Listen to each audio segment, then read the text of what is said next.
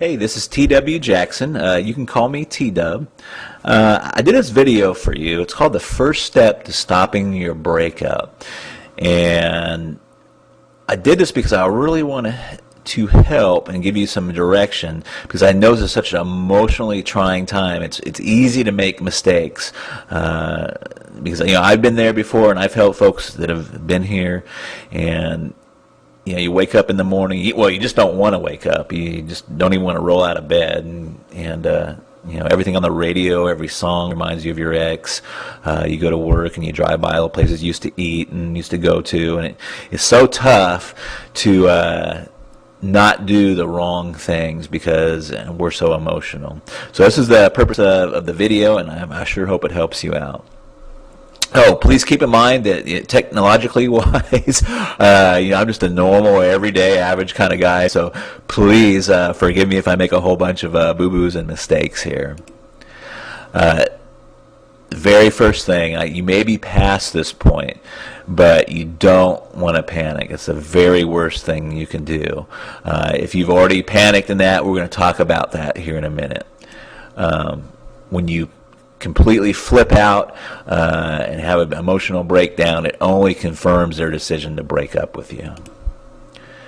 And of course, it pushes them farther away. If you're being clingy, if you're just demanding they spend more time with you, you're demanding they talk with you about this, it just pushes them farther away. Now, here's some signs of panic. If you've done this or had this done to you, you'll immediately recognize it. I call it text message terrorism. And it's basically just sending a barrage of text messages trying to stay in this person's life, and trying to get back together with them, and just trying to find out exactly what happened. And it's one of the first signs that you'll see a lot of time is text message terrorism, I call it, or the old drunk dialing. Now, you don't necessarily have to be drunk to do what I call drunk dialing. You can be in a highly emotional state, and this is still, I consider, drunk dialing, but you know what this is too if you've done that. It's just calling over and over and over again, especially if you're getting the voicemail, and you want to basically professing your undying love, or how much you're sorry for what you did. None of this helps. Arguing about the breakup, contacting their friends and family. Now, this is kind of an interesting one. Reason most of us do this is because we don't accept what the ex have told us for the reason that they broke up. So we may think they have somebody waiting in the wings, or there's some other reason other than what they've told us for why they're breaking up. But you still don't want to do it. And accidental meetings.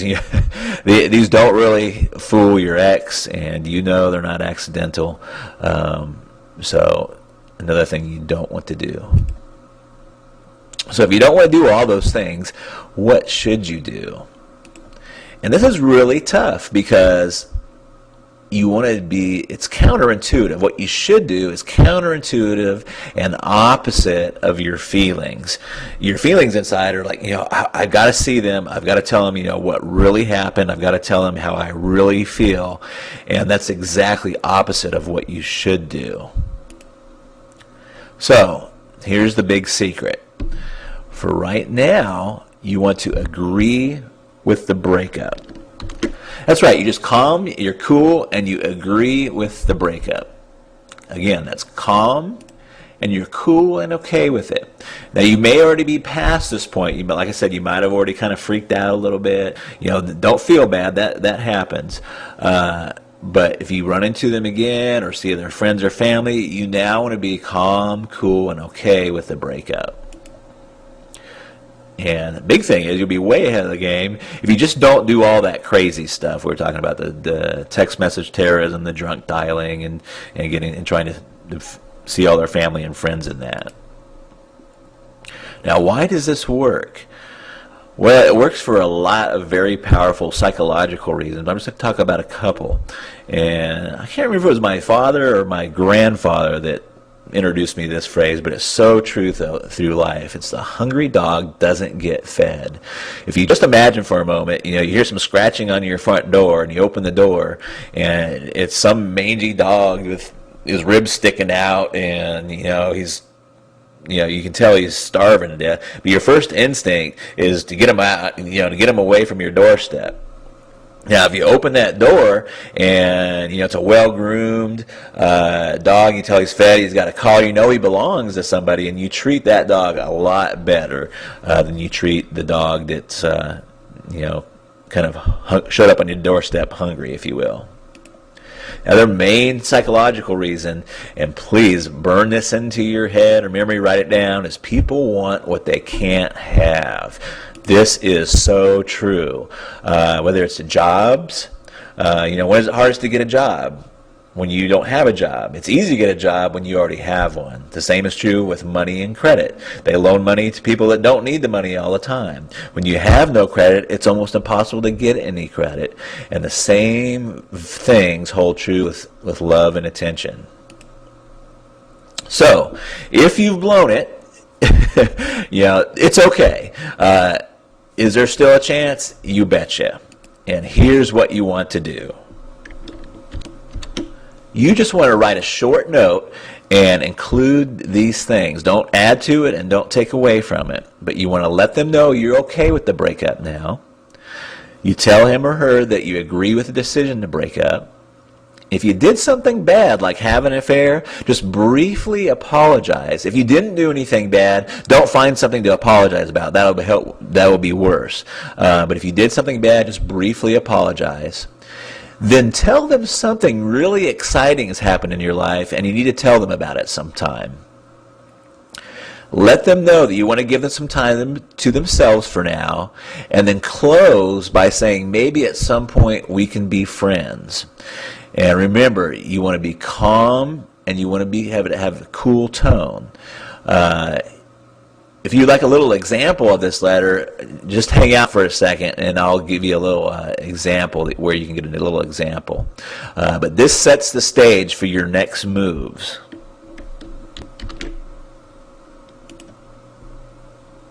Now, if you'd like to learn more, I really debated over this because for a couple reasons. These are very controversial tactics, and some have called these mind control, and I've and not very often because I'm usually helping people that want to get back with their exes, but it makes me very leery, and I thought for a long time before I actually released some of this information because I don't know who is exactly is going to be getting this. I'm assuming that you're an average, well-meaning individual and that you're trying to get back with your ex with good intentions. So I just want to say that this is not for stalkers. It's not to be used for any kind of revenge. Don't try to get back together with them and just to break up with them or break their hearts. And I'm just going to throw a blanket out there. It's not for cuckoos, crazies, or weirdos.